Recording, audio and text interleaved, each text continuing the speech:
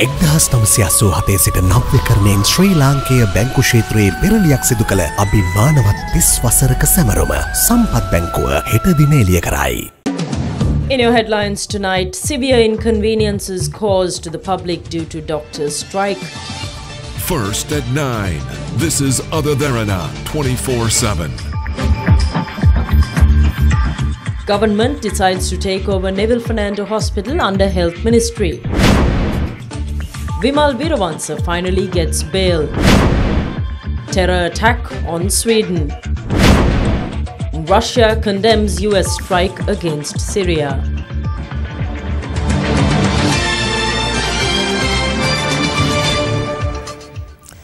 Hello there, a very good evening to you. Thank you for joining us here at Other Derana 24/7. I'm Dasuman Premathunga and let's take a look at the local news first. Well, President Maithripala Sirisena is hopeful of holding the local government elections under the new electoral system within the year. He revealed this at the final seminar of the March 12th movement, which promotes clean politics.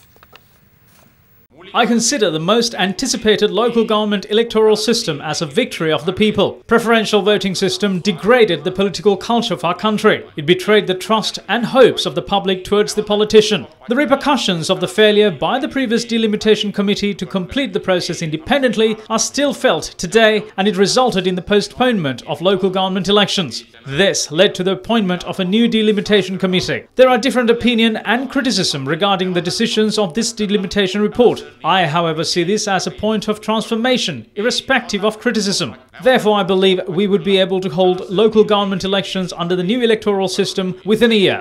වසරේ අපිට ක්‍රියාත්මක කරලා මේ රටේ පළාත් පාලන මැතිවරණ පැවැත්වීමට හැකි වෙයි කියලා මා දැන් ලෙස විශ්වාස කරනවා. Meanwhile, the president handed over appointment letters for 4 district organisers and 7 electoral organisers of the Sri Lanka Freedom Party in the Kurunegala district. Minister of Disaster Management Anura Priyadarshana Yapa was appointed leader of the Kurunegala district as well as the organiser of the Katugampala electorate. State Minister of Lands T.P. Ekanayaka was appointed as the organiser of the Yapahuwa electorate. The new organiser of the Dambadeniya electorate is Shanta Bandara. Atula Vijayasinghe will take over the Kuliyapitiya electorate. Taranath Basnayaka will be in charge of the Galgamuwa electorate. Nimal Vijayasinghe and W. Upul Priyantha were appointed as the organisers of the Dodam Gaslanda and Mavatagama electorates respectively. The leader of the National Freedom Front, parliamentarian Vimal Veeravansa, was granted bail by the Colombo Fort Magistrates Court today. A magistrate Lanka Jayaratna ordered his release on a cash bail of 50,000 rupees and 2 sureties of 500,000 rupees each. He was also slapped with a travel ban and was ordered to surrender his passport to court. Parliamentarian Vimal Veeravansa was remanded for 87 days for misusing vehicles belonging to the Presidential Secretariat during his tenure as the Minister of Engineering Services, Housing and Common Amenities. He stands accused of incurring a loss of 41 million rupees to the government. The leader of the National Freedom Front went on a hunger strike on the 22nd of March while in custody over the rejection of his bail application. He was later hospitalized due to the deterioration of his health. The Colombo Magistrates Court had previously rejected a bail application filed by the parliamentarian who was arrested on the 10th of January. He arrived at the court premises by an ambulance today. In response to the parliamentarian's assertions, citing deliberate delays in the process, Magistrate Lanka Jayaratna noted it cannot be concluded that the FCID deliberately delayed sending the relevant documents to the Attorney General. The magistrate added that indictment will take time due to complexities in court proceedings. In consideration of the unusual nature of the case, where a possible extensive delay of the inquiry and the deteriorating health condition of the suspect's daughter, the magistrate granted him bail. The parliamentarian signed his bail agreement and set off for the National Hospital in an ambulance. He received treatments this afternoon and was discharged. The National Hospital of Sri Lanka will receive a new building to replace its current OPD. The project, funded by the Chinese government, is estimated to cost $100 million. With more details of this, we have other news as well in brief. The foundation stone for the 9-storey OPD complex at the National Hospital of Sri Lanka was laid by President Maithripala Sirisena today. Yu Zhengzheng, chairman of the Chinese People's Political Consultative Conference, who is on a goodwill visit, joined the occasion. Construction of the complex is expected to complete within a period of 3.5 years. Yu Zhengzheng also called on President Maithripala Sirisena this morning at the Presidential Secretariat. Later, he called on Prime Minister Ranil Wickremesinghe at the Temple Trees. 2 people were killed in a fire which broke out at a fireworks factory in Kimbalapitiya, Negombo this afternoon. The victims killed in the incident were aged 35 and 19. The cause of the fire has not been ascertained.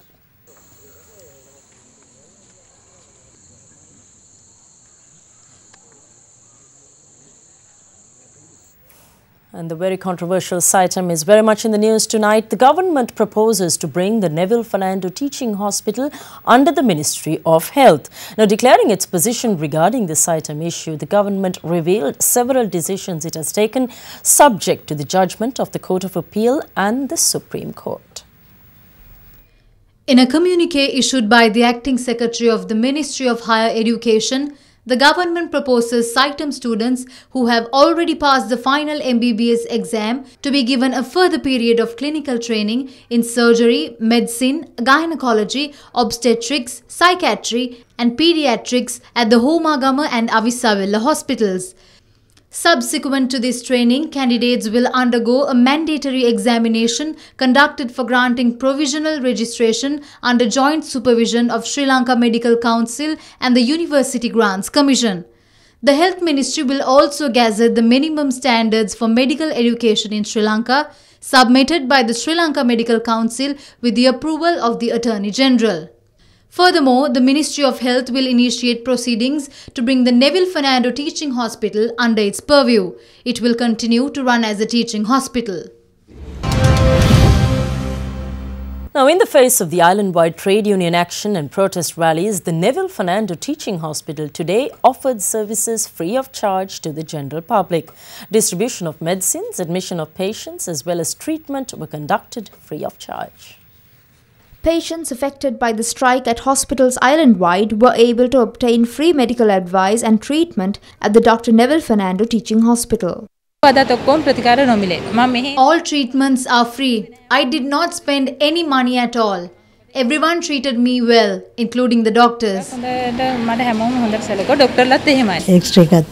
I was asked to take x-rays, scans and undergo surgery. When I came here, the doctor said it would be done free of charge. Speaking to Ada Derana, Deputy Director of Administration Dr. Bimantha Gunasekara said that they would continue the program as long as the trade union action is in effect. Our chairman and the management decided to help the people who will be helpless because of this trade union action. From today morning, 8 o'clock, we started the special free clinic to cater the people who are affected. And it was very successful, and still that program is going on. Well, the matter of CITEM, the private medical college in Malabar, continues to divide opinion within the country. The latest is a strike today by approximately 200 trade unions, including the Government Medical Officers Association and the Government Dental Surgeons Association. The move severely hampered medical services at government hospitals across the country. Services at children's, kidney and cancer hospitals, however, were unaffected. The 24-hour strike, which commenced at 8 a.m., was based on 5 demands, including the implementation of recommendations by the Medical Council on CITEM and the gazetting of minimum standards for medical education.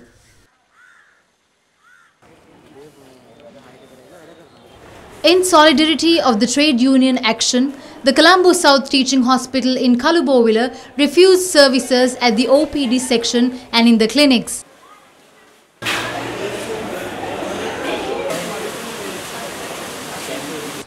Teaching hospital in Kandy, Karapitiya, Negombo and Colombo North as well as Ragama and Kurunegala hospitals also engaged in the strike.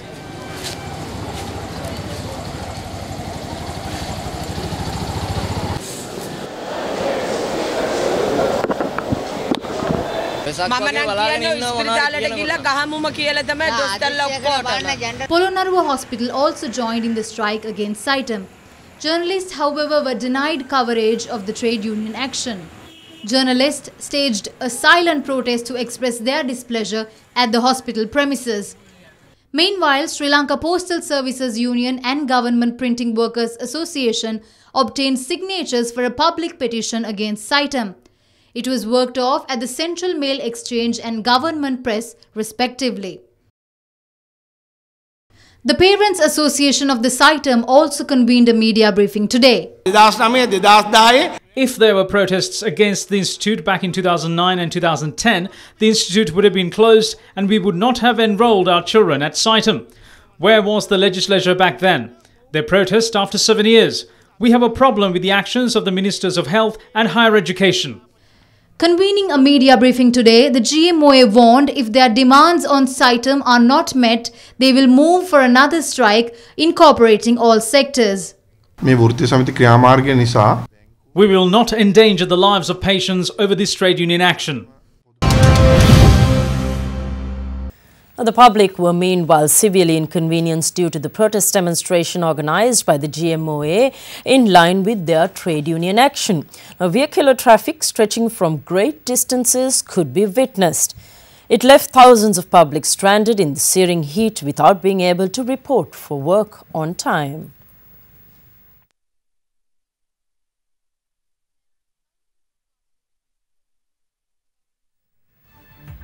And we take a short break now. We'll be back with the business news.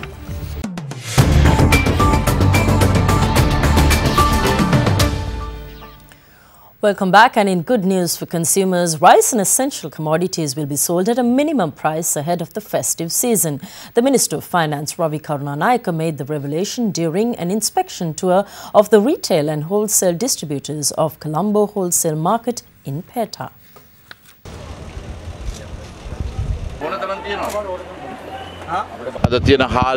Prices of rice, dal and many commodities are lower than expected. There is also a surplus. Some people say that there are defects in the market. However, I asked them to come and see for themselves. I have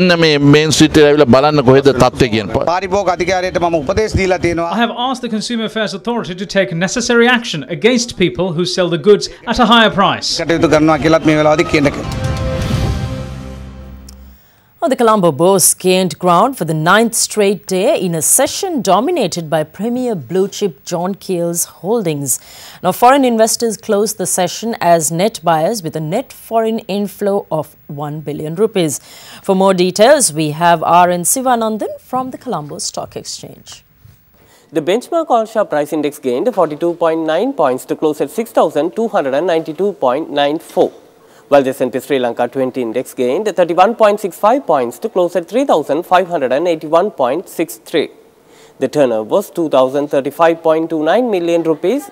Top 5 gainers of the day were Cosmande Holdings, Adam Investments, Camanex, Abans Electricals and Nation Lanka Finance. The top 5 losers were SM Leasing non-voting, Blue Diamonds non-voting, Amanata Kaful, Nation Lanka Finance and Tessagro non-voting. Today, there were 6 crossings and the crossing turnover was 261.67 million rupees.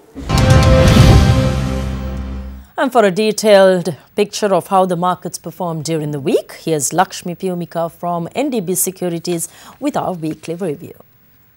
ASPI gained 3.81% during this week, mainly due to price gains in John Keel's Holdings and Ceylon Tobacco Company. S&P SL 20 that represent the blue chip counters also recorded a gain of 4.15% for the week. The average daily turnover was 1.1 billion rupees for the week. Total foreign purchases accounted for 79% of the total turnover, creating a net foreign inflow of 1.7 billion rupees for the week. This resulted year-to-date net foreign inflow to cross 7 billion mark. And here's a look at how the Sri Lankan rupee traded against other currencies today.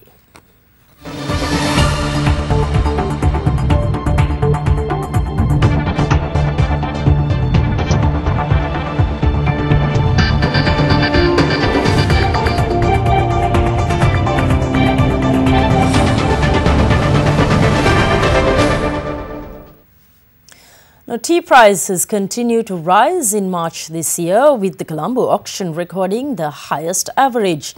Tea brokers say the March 2017 monthly average of 638.76 rupees a kilo was 226.74 rupees, or more than 50% higher than a year ago. They said it was the highest average for a calendar month. Now, the figure is a gain of 41.91 rupees over the previous best of 596.85 rupees achieved in February 2017. Now, the March 2017 monthly auction average price for high-grown teas of 634.84 rupees was up 212.22 rupees compared with March 2016. Forbes and Walker tea brokers said it is also the highest high-grown average on record, improving on the previous best of 619 rupees and 55 cents. Realized in January 2017. The brokers said the March 2017 auction average price levels show a significant gain in US dollar terms as well in comparison to the corresponding month of 2016. And we take a short break now. We'll be back with more news.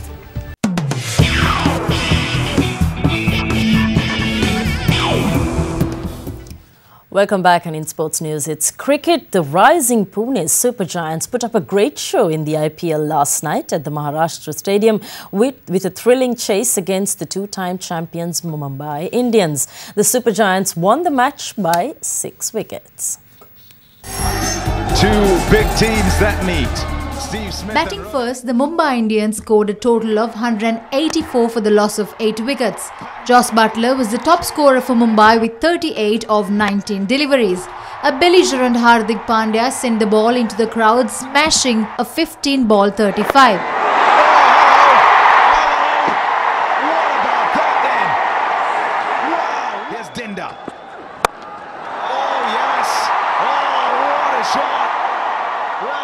Chasing a victory target of 185, rising Pune Super Giants Ajinkya Rahane and Steve Smith set the stadium alight with knocks of 60 and 84 respectively. Smith skippered the Pune Super Giants to a 6-wicket victory with 1 ball to spare in their first IPL encounter in 2017. Offline and spared the penalty. That's 4 runs.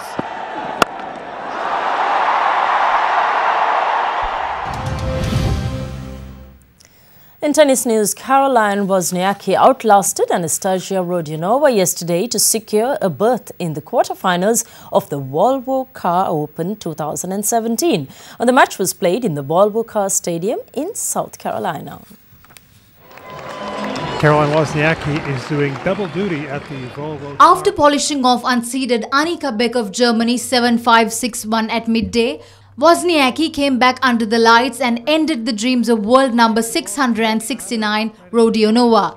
The Australian, who was also the last qualifier, was soon defeated 6-3, 6-3. The victory moved the 2011 champion into the quarterfinals for the 5th time at the Volvo Car Open. It is another quarterfinal this season for Caroline. 6-3, she beats Anastasia Rodionova, the qualifier.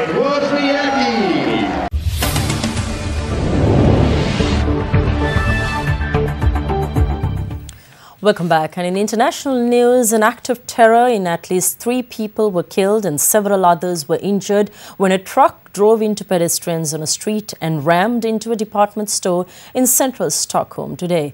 Swedish Prime Minister Stefan Löfven said that the country has been attacked and everything indicated that this was an act of terrorism.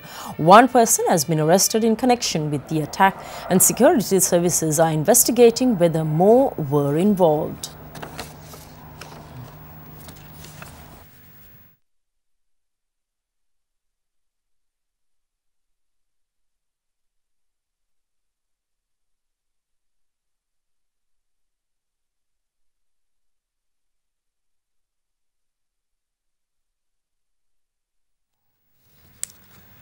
The United States launched a missile strike on a Syrian government air base today in retaliation for Tuesday's chemical attacks on civilians.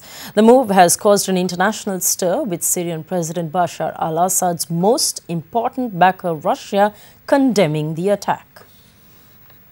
The US launched 59 cruise missiles from warships in the Mediterranean Sea and targeted the Al-Shairat airbase in Syria. It alleged the airbase was used to launch the airstrikes that caused the chemical attacks. 6 people were killed and extensive damage was caused to aircraft, airstrips and fuel stations. The Syrian army described the strike as an act of blatant aggression. The airstrike is seen as a U-turn by President Trump, who has previously opposed the removal of Bashar al-Assad. The move has been strongly condemned by Russia as an aggression against a sovereign state in violation of international law and noted they would bolster Assad's air defenses. Russian President Vladimir Putin's spokesman Dmitry Peskov today said Putin believes President Trump ordered the strikes under a far-fetched pretext. Meanwhile, the timing of the airstrike has also been questioned by analysts. They say the attack served to detract attention from the summit between the US president and his Chinese counterpart Xi Jinping. The attack went ahead as President Donald Trump hosted the Chinese president for dinner. The two presidents were expected to discuss issues such as US trade deficit and the looming nuclear threat from North Korea, which Trump has vowed to tackle with or without China's help. Well, the number of people arrested crossing the Mexico border into the United States has fallen to its lowest level in 17 years. According to US Customs and Border Protection, there were fewer than 17,000 arrests of undocumented migrants in March, the least since the year 2000. Crediting his boss, President Donald Trump, for the latest development, Homeland Security Secretary John Kelly told Congress the decline was no accident. The deadline for contractors to submit a design proposal for Trump's planned border wall was on Tuesday. In a written testimony submitted to a Senate panel, Kelly said March marks the 5th straight month of decline and is estimated to be approximately 71% lower than the December 2016 total, 58,478.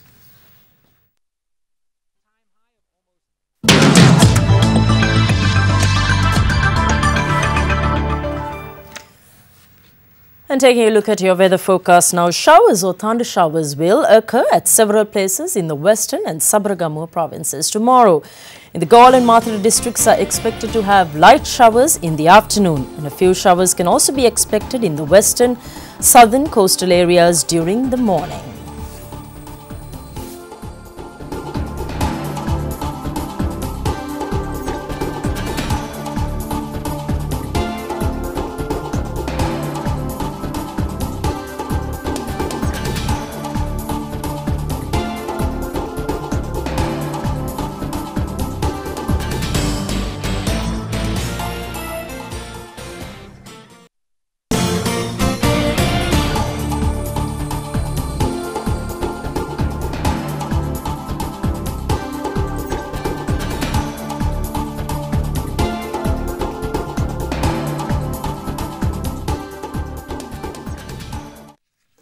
And that's a look at your main news tonight. For the very latest in the local, international, business, entertainment and sports news, do log on to www.otherderana.lk, like us on Facebook or follow us on Twitter at otherderana.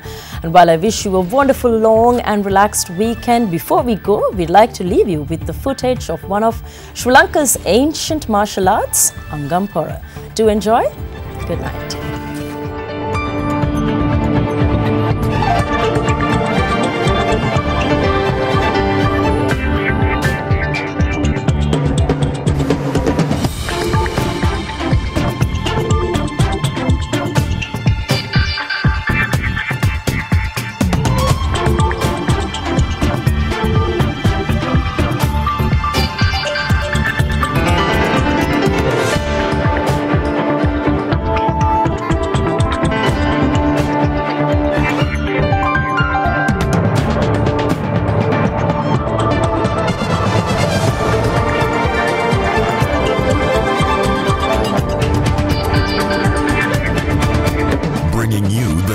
Information 24 hours a day. This is Sri Lanka's premier news channel, Other Derana, 24/7.